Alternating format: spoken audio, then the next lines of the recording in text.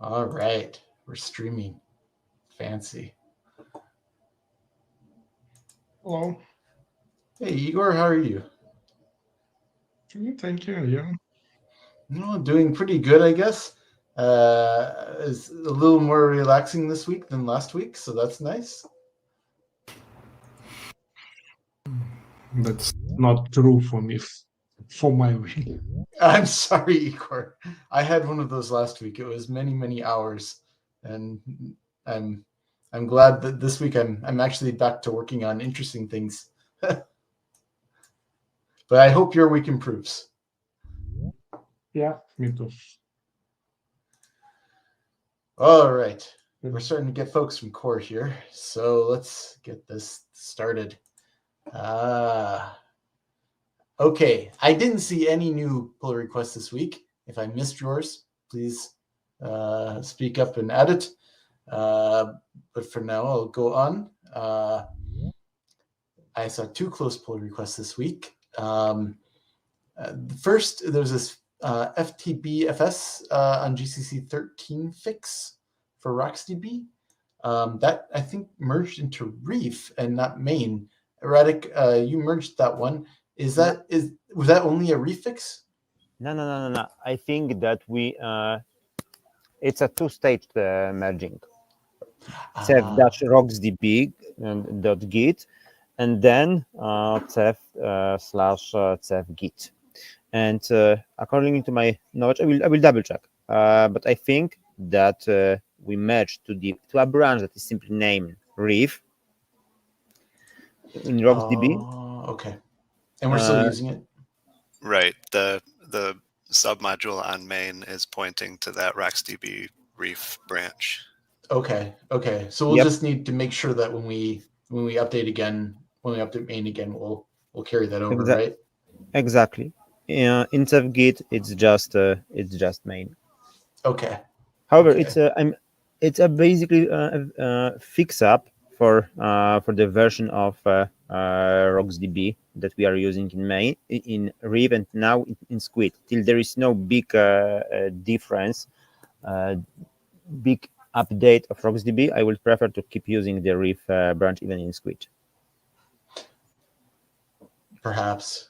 Right. The only thing I would advise is that we don't let it get too far behind, because it becomes a really, really big update then.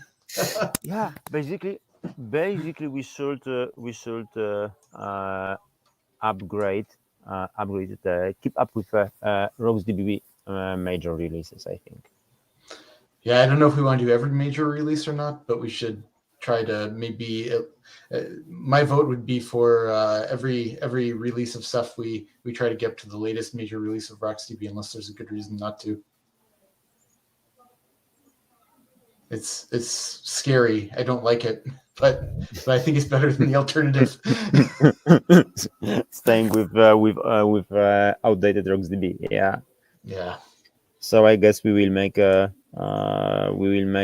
Squid branch maybe later in this cycle. I don't know, winter 2023, spring, Yeah. early spring 24, something like that. Yeah.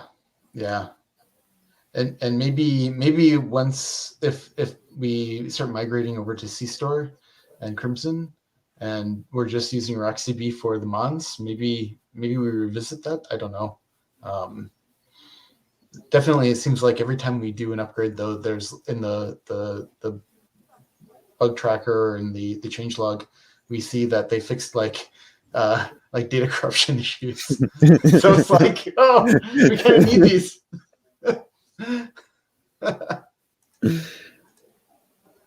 Yeah, Boy. looks like, Mark, you're right. It looks like you basically should establish a policy about consuming RocksDB, I think so. because don't. now even Yeah. now we have even a mess with branch naming. Yeah. I'll leave it to you, Radic. You're the core lead. Okay. You can decide what you want the policy to be. Everything that works and is written somewhere. Yeah. Anyway, anyway, I think that this fix up is also beneficial for Reef. I'm assuming that we want to keep buildability of Reef on new Fedora. Is that right, Casey? Yeah, I was planning to take the submodule change to Reef also, but Makes I total sense. realized Maybe not necessarily. Well, is it critical to have it in the Reef RC on the first main release of Reef? Because if not, maybe we could backport later after some more staging. I don't think it's critical, no, unless it starts causing check failures anywhere. So I'll just create a tracker issue for it, and yeah, we'll handle it with the normal backport process whenever you're ready. Cool. Well, we can create a PR now and click the button later. So Casey and Radek, only very, very tangentially related to this topic. At some point, we need to decide what to do about Snappy and libfmt as well, because both of those libraries are now breaking with any new distribution, or our compile's breaking, basically, I should say. They are both changes that are intentional and breaking, and I don't know what we should do about them. Is this specific to Pacific and Quincy releases?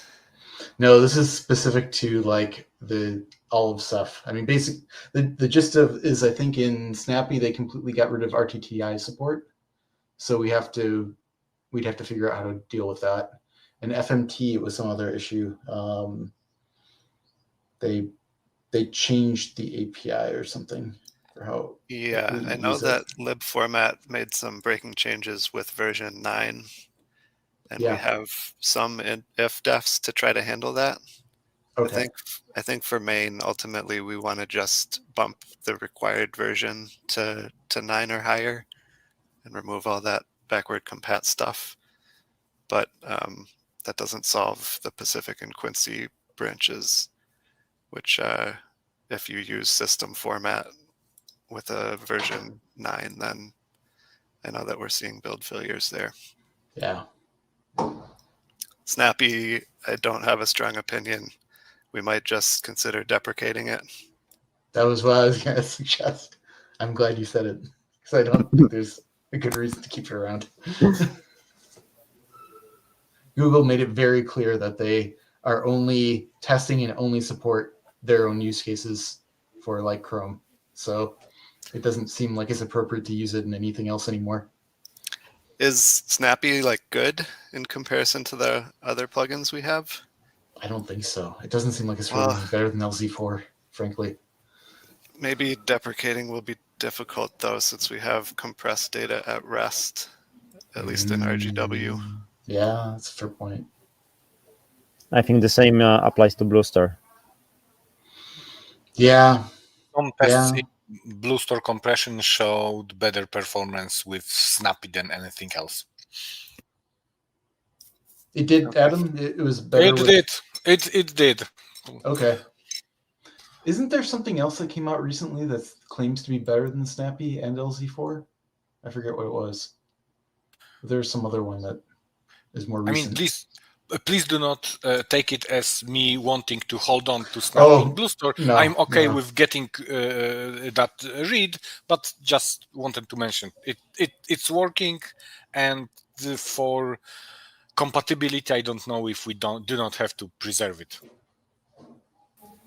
Well, if you want to deprecate Snappy, this must go over the usual deprecation process, and Reef is pretty soon. So if we want to get rid of Snappy, no much time to make the decision. I wouldn't do it for Reef. I'd say we keep it in for Reef and we punt on that until after Reef. Yeah. For keeping versus removal versus depreciation, two different things. Yeah, Maybe it just we should just make a doc change, a doc suggestion that a claim that we are going to that we are deprecating Snappy with Reef. yeah. I mean, Radic, would you propose that we have any kind of fancy migration path, or would it just be redeploying OSD without it, using something else? I think we should call. We started calling this redeploy process migration. Oh, is that the politically correct? From one set of features to another. Okay. I All right. don't think the RGW migration will be as easy. We'd effectively have to find all of the RGW objects that are compressed with Snappy and recompress them with something else. Oh man, bigger thing. So it's not. So for sure, it's not just core. It's Ceph general, basically. Right. I mean, you could certainly deprecate Snappy for OSD compression or Blue Store compression, but I think we'd need to do something else with RGW. I see. Fun times. Ouch. So, I mean, what exactly is the problem with Snappy? Is that going to be a blocker to being able to build or link at some point?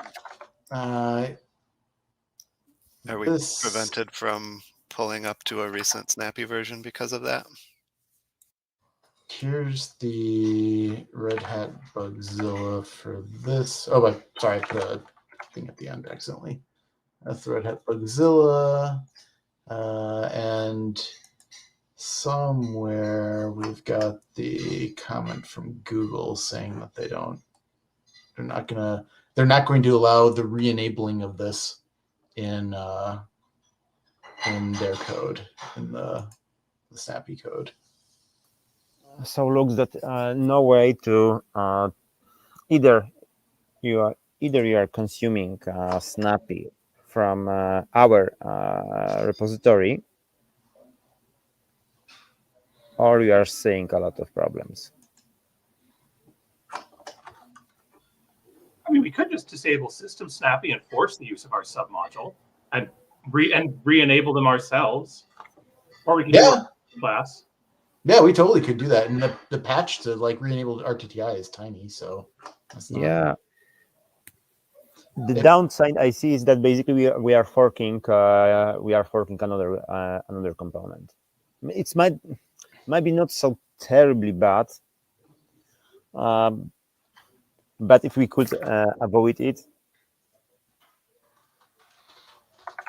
Well, that would be the thing though that we could do while we consider deprecation, right? This would be the first step, is to just do it ourselves. Yes. Well, we aren't living in ideal world. Likely we will need to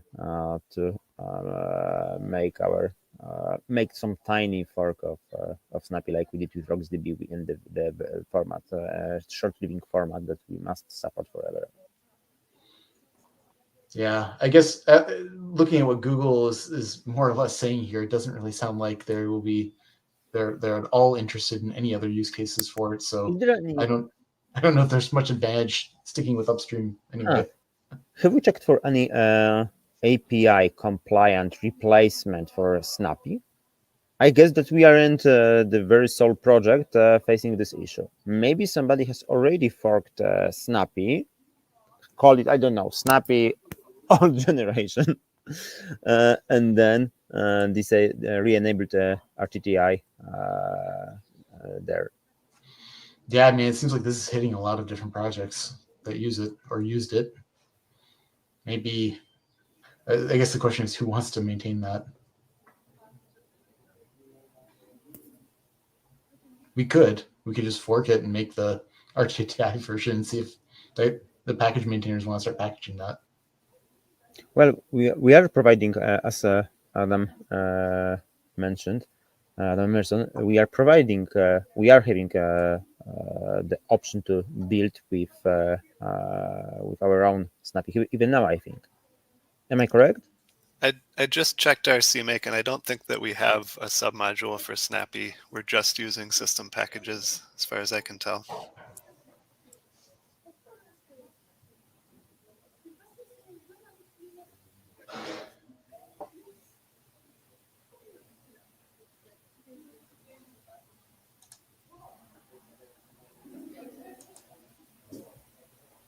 Well, looks that we will need to go with the custom forked snappy and building it in Maybe. our own. Yeah, I think once we see something break, that'll force our hand, and we'll fork at that point. So, Sounds good. so I have Casey latest Debian breaks, and I think it might hit Fedora too. I don't know for sure if it does, but with Debian, it definitely is breaking on Bookworm. All right, good to know. Yep. All right. Let's see. I can continue on with the pull request now, I guess. What else do we have?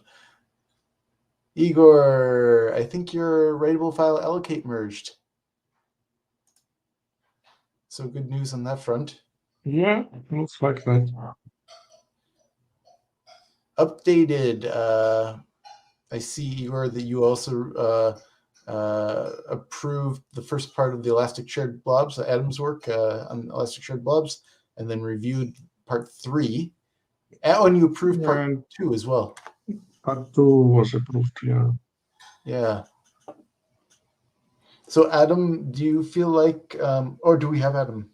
For one thing about Snappy, before we move on from that, Yeah, sure. it does look like a lot of distributions are re-enabling RTT on Snappy for their own packages.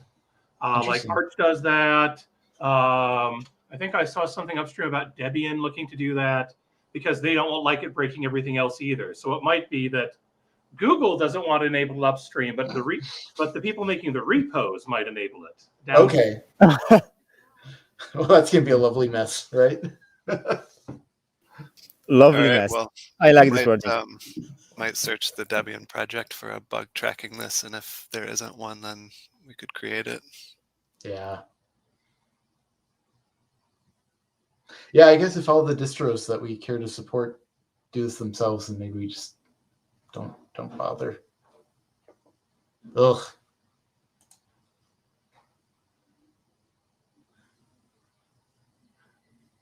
Well, yeah, Adam, if you saw something with the Debian folks talking about it, then yeah, maybe we can get that added into a tracker here too for us on our side. Just try to figure out who's doing what where.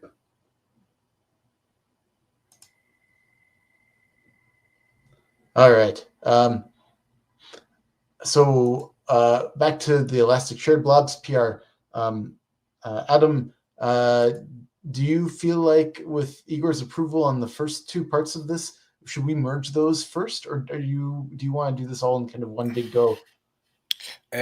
I would want to go with one big go, especially that it seems now we want to have it a bit different. I don't know how we will need to review it, but it seems we want to have the mandatory part, meaning part 1 and 2, just merged with without even ifdef, and then drop ifdef for the part 3 and 4 and replace them for just runtime conditional. It seems that we're leaning toward that direction, and unfortunately it might mean that we shouldn't merge it as is. Just I will need to modify it before merge. Just at least drop the ifdefs for part 1 and part 2 so far, and then modified part 3 and 4 for some just wrapping out, not with ifdefs but with just runtime if. So that's it. So I'm not feeling okay with merging it as is now. Okay. Well, good luck on that. And I'll be curious to see how that all works in the end. All right, moving on.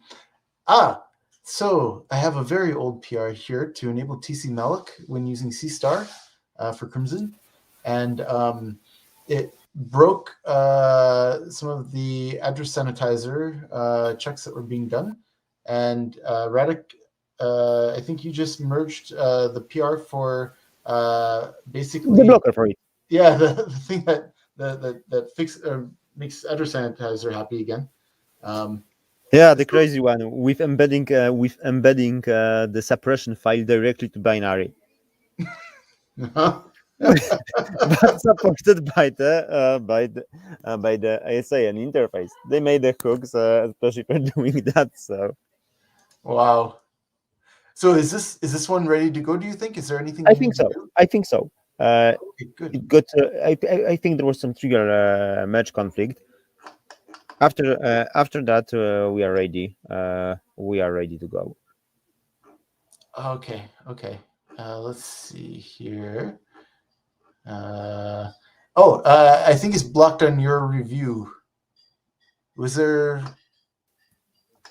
Oops, I'm going to correct myself. I think I was just pointing out the dependency on suppression ASIN. Otherwise, we would have the Crimson Dash Radius test it red again. Okay, but that I'm should be going to approve right now. okay. Good deal. Let's see. Then moving on. Corey Snyder's PR for setting the RocksDB iterator bounds for collection list. I think Adam, the only thing there is you were reaching out to see if he's still working on it, right? Correct. Okay. And Corey's not here today, so I guess we'll move on. Next is this RBD replace image context config with image config proxy. There's a request for Ilya to re-review that again, I think. And so since neither of them are here, we'll move on from that. And that's the last one for updated. So I don't think there's anything else interesting in here for today. Was there anything I missed from anyone? All right. Well, then if not, maybe the only discussion topic I have, I didn't write it down here, is that Paul has been continuing to do his tests looking at RBD performance in Reef versus Quincy. His tests are rate limited. So he's trying to basically look at a very given consistent workload and what is the CPU usage and what is the underlying physical I/O that's hitting the disks. And in his tests, he was seeing that that Reef is looking like it's maybe less efficient than Quincy, both in terms of CPU and in terms of the amount of IOs that we're doing per client IO. He did see variations. When he increases the memory target size, the CPU usage effect goes away. Our hypothesis right now is that this is probably the RocksDB change that we made. The RocksDB change basically makes the KV sync thread more efficient, but the trade-off might be, we might be seeing evidence that the trade-off is that by making the mem table smaller so that the KV sync thread has to do less work to keep each mem table in sorted order, we might be seeing that RocksDB is having to do more work to do like an O-node lookup when you have an O-node cache miss. So it might be that as long as your O-nodes are cached, this is just a pure win. But if your O-nodes are not cached, are not well cached, I guess, then you might be seeing more overhead when you have a cache miss, and that might be driving CPU usage up.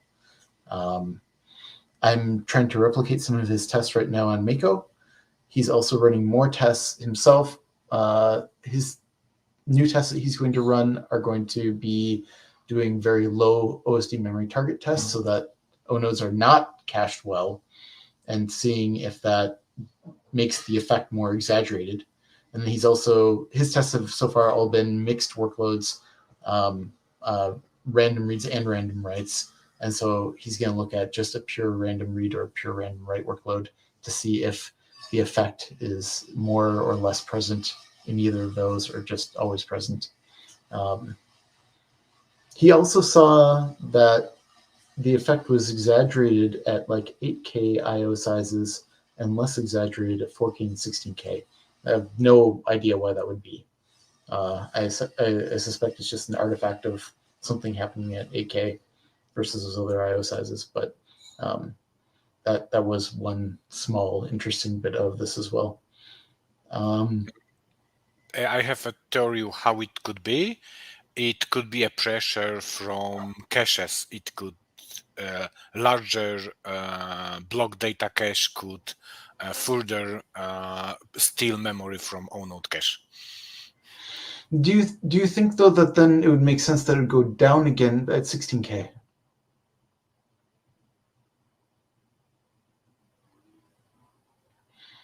It's like it was fairly flat at 4K, then went up at 8K, and then went partially back down at 16K.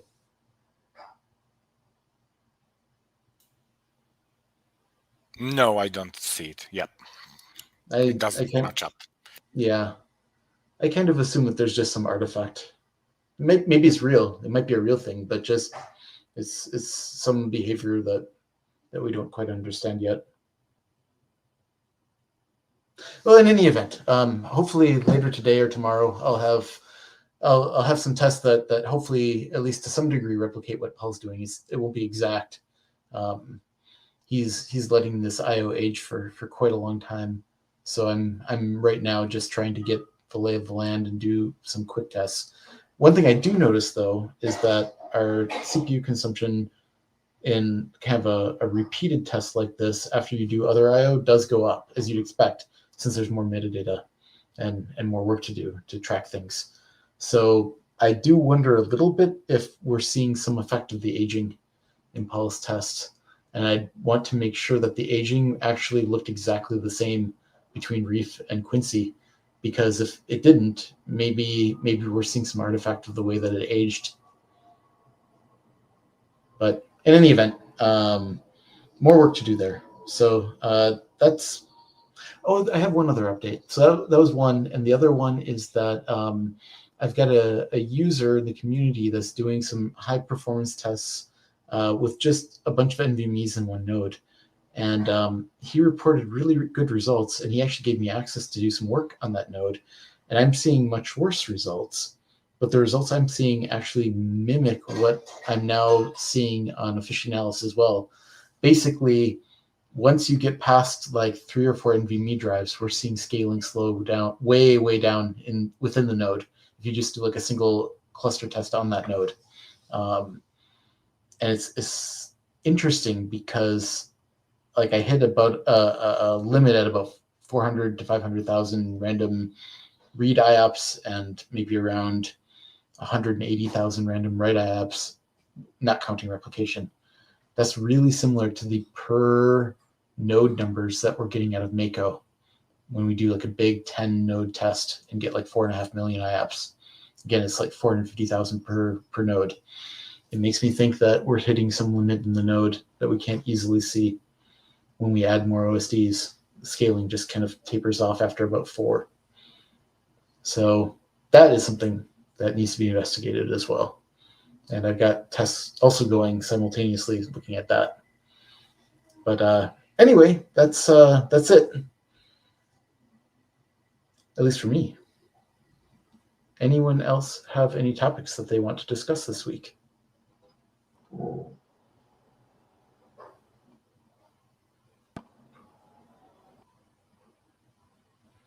Adam, I see your mic going on and off. Is that a...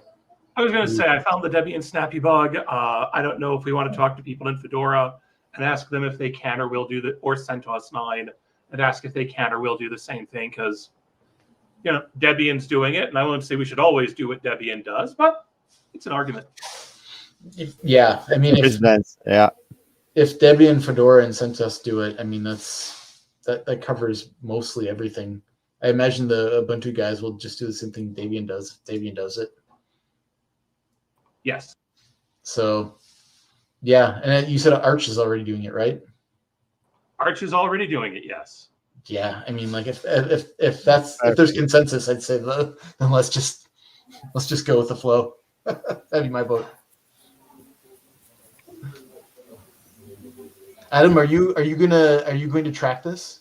Is that do you feel okay doing that? Are you asking me or the other Adam? Adam Emerson, yes, you are you okay? Like, Oh, sure. You taking want me point to on it? track? You want me to make? Well, do you want me to put it in the Ceph bug tracker? Or do you want me to go find someone in Fedora and ask them to do it? Or Yes. yes, all right, I think Caleb would be a Perfect. good person to ask about the Fedora side. okay. But actually, it might be even worse, both, because we also want to be aware about. We want to track the problem during our scraps. So if it's not already in the main Ceph tracker, I would kindly ask to put it there as well. All right. Thank Thanks. you, Adam. All right. Well then, I think we're done, guys. Thank you for coming and have a great week. Thank you. All right. Bye. Thank you.